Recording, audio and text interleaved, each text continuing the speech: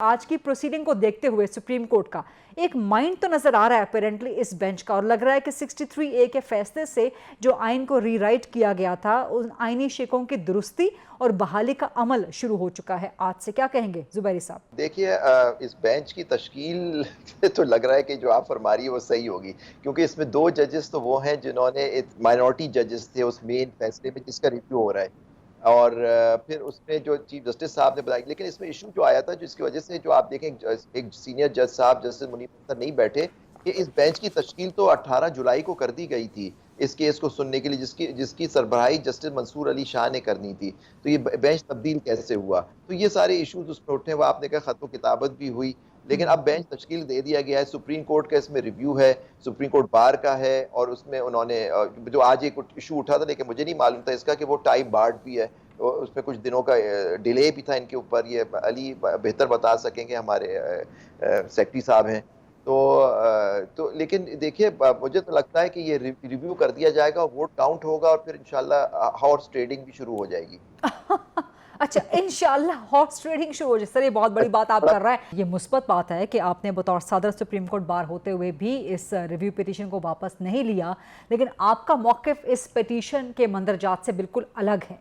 सो अगर जो प्ली है इस पिटीशन के अंदर, जो प्रेयर है, वो अगर ग्रांट कर दी जाती है, उसी के मुताबिक फ़ैसला आता है, तो क्या जो इस वक्त अदलिया के अंदर इख्तलाफात हैं और काज़ी फ़ायद ईसा पर जिस तरह से उंगलियां उठाई जा रही हैं, क्या वो मज़ीद संगीन नहीं हो जाएंगी? फिर उसका हल क्या होगा जुबैरी साहब? आज जो बेंच बनाए, अगर बेंच वही मुझे देखिए, केस होता है, उस केस को सुनना चाहिए, और ये लगा नहीं। अब काजी साहब के भी तो देखिए पूरा बिल्कुल 1 साल गुजर गया, और ये आज लगा है केस जाके। इसमें 18 में और 18 जुलाई को इसमें एक बेंच बन गया था, उससे मुख्तलिफ बेंच अब बना दिया गया, और भी जज साहिबान हैं सुप्रीम कोर्ट के, उनको नहीं बिठाया गया इसमें।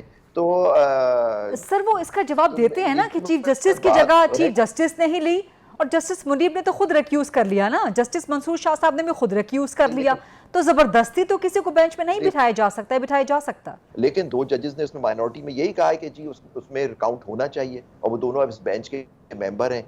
लेकिन जो बात हो रही है कि सुप्रीम कोर्ट जब एक फैसला करती है, इसका अफेक्ट क्या होगा।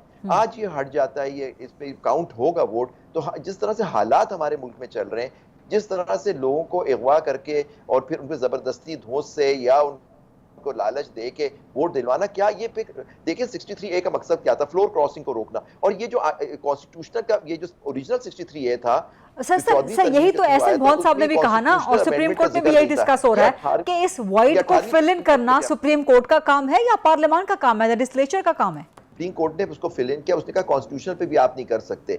लेकिन बात ये आ रही है कि उन्होंने एक इंटरप्रिटेशन दी कि जी आप वोट तो देंगे, उस पर आप वो चीजें आप पे लगेंगी, सगेशियस वगैरह नहीं रहेंगे। वो एक इख्तिलाफ हो सकता है आपको। जी भून साहब जो बात कर रहे हैं उसमें भी बड़ा वजन है कि जी उनका व्यू है कि जी इसमें काउंट होना चाहिए। लेकिन अगर काउंट होगा और फिर उस पर जो उसकी डिपार्टमेंट एक्शन होगा उस आदमी के खिलाफ जिसने कहा, लेकिन इससे जिस तरह से आज सर ना अहले किसी भी सियासतदान के लिए कोई छोटा मोटा काम नहीं होता, ये बहुत बड़ा उनके लिए रुकावट है, बहुत बड़ा उनके ऊपर दाग है। लेकिन जिस तरह से हमारी लोगों को जबरदस्ती धौंस जो पिछले हम 2 साल से देख रहे हैं, उस तनाजुर में मैं आपसे बात कर रहा हूँ